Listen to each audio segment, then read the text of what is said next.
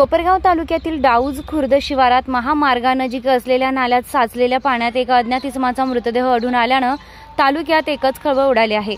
सदरचे सविस्तर वृत्त असे की आज गुरुवार दिनांक 18 एप्रिल रोजी दुपारच्या सुमारास कोपरगाव तालुक्यातील डाऊज खुर्द शिवारात महामार्गानजीक असलेल्या नाल्यात साचलेल्या पाण्यात अज्ञात इसमाचा मृतदेह आढळून आला आहे। सदर इसमाचे मृत्यूचे कारण अद्याप अस्पष्ट असून त्याचा घातपात झाला की अपघात याबाबत शहर पोलीस अधिक तपास करत आहेत। सदर इसमाचा मृतदेह ज्या ठिकाणी आढळला असून त्या जवळच एक अज्ञात बुलेरो चारचाकी वाहन आढळून आले आहे। सदर वाहन त्या इसमाचे आहे की नाही हे पोलीस तपासाअंती समोर येणार आहे।